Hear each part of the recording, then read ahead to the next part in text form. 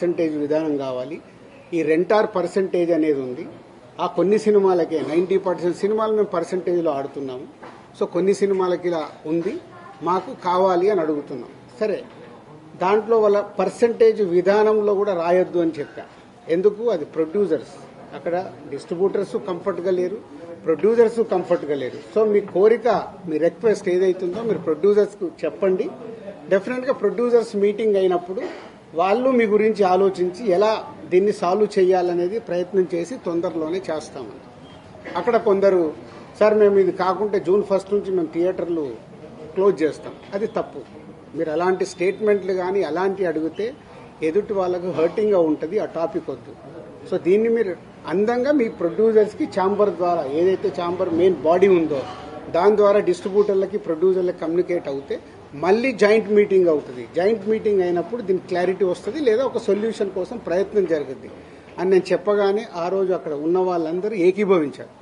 నేను బయటకు వచ్చేసాను 15 నిమిషాల తర్వాత బయటకు వచ్చిన హాఫ్ అన్ అవర్కి ఏ ఛానల్లో చూసినా జూన్ 1 థియేటర్లు బంద్, జూన్ 1 థియేటర్లు బంద్, టక్ మెసేజ్లు వస్తుంది.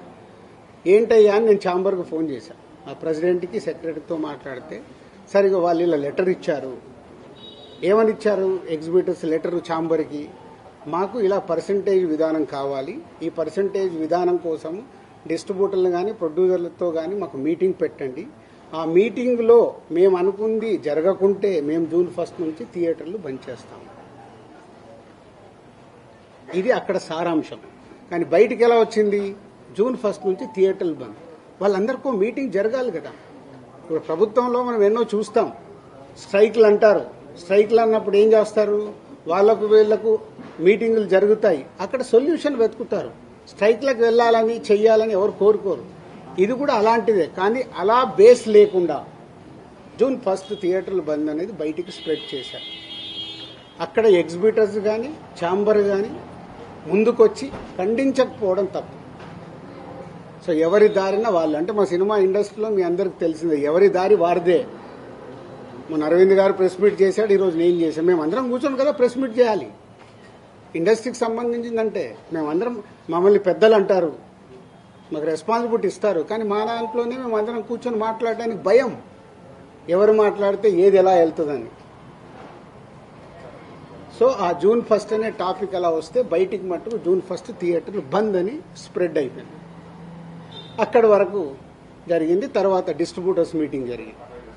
డిస్ట్రిబ్యూటర్స్ మీటింగ్లో వాళ్ళు నిర్ణయాలు తీసుకున్నారు. లేదు ఇలా కుదరదు, మా ప్రాబ్లమ్స్ మాకున్నాయి కాబట్టి జూన్ 1 నుంచి థియేటర్లు కంటిన్యూ అవ్వాలి, మేము సినిమాలు రిలీజ్ చేస్తాం, మాకెవరు థియేటర్లు ఇస్తే వాళ్ళకి ఇస్తాం. ఎందుకు? ఈ రోజు వరకు నాకు తెలిసి కోవిడ్లో తప్పితే ఎప్పుడు సినిమా థియేటర్లు ముయ్యలేదు నాకు తెలిసి. మీకేమైనా తెలుసుంటే చెప్పండి సార్, అప్పుడేదో థియేటర్లు మూసారని. ఈ రోజు వరకు కోవిడ్లో తప్పితే ఎప్పుడు థియేటర్ క్లోజ్ చేయరు. సినిమాలు రిలీజ్ ఉంటే సినిమాలు వేసుకోవాలనుకుంటారు ఎగ్జిబిటర్, మూసుకుంటే వాళ్ళకే నష్టం. ఆ రోజు ఆ మీటింగ్లో ఇంకొకటి కూడా నేను అండర్లైన్ చేసే వాళ్ళకి, 56 రోజులు మేము షూటింగ్లు ఆపాం, మేము ఏమీ సాధించలేకపోయాం. నిర్మాతలుగా ఏదైనా సాధించగలిగితే నిర్మాతలే సాధించాలి. ఎందుకు? ఎవ్రీవేర్ మేమే ఉంటాం కాబట్టి. మాకే ధైర్యం లేదు, మీరు ఎక్కడికి వెళ్ళి అవుతారో అది సాధ్యం కాదు అంటే వాళ్ళందరూ ఏకీభవించడం జరిగింది. తర్వాత స్ప్రెడ్ అయింది.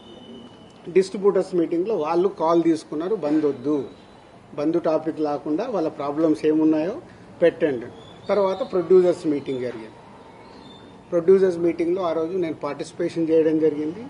ప్రొడ్యూసర్స్ అందరం కూడా యునానిమస్గా ఎగ్జిబిటర్స్కి ప్రాబ్లమ్స్ ఉన్నాయని చెప్తున్నారు. అది మనం మాట్లాడుకొని వాళ్ళని ఎలా సాల్వ్ చేసి ముందుకు తీసుకెళ్దాం. థియేటర్లు ముయ్యడాలు చెయ్యడాలు వద్దు, జాయింట్ మీటింగ్ పెట్టండి, జాయింట్ మీటింగ్లో క్లారిటీగా ఇది చెప్పుదామని. సో జాయింట్ మీటింగ్కి 23 అనుకున్నారు, 24 పెట్టారు. ఈ లోపలనే ఈ ఎపిసోడ్ అంతా ఇంకొక సైడ్ డైవర్ట్ అయింది. అది మీ అందరికీ తెలిసిందే. కళ్యాణ్ గారి సినిమా మీదకి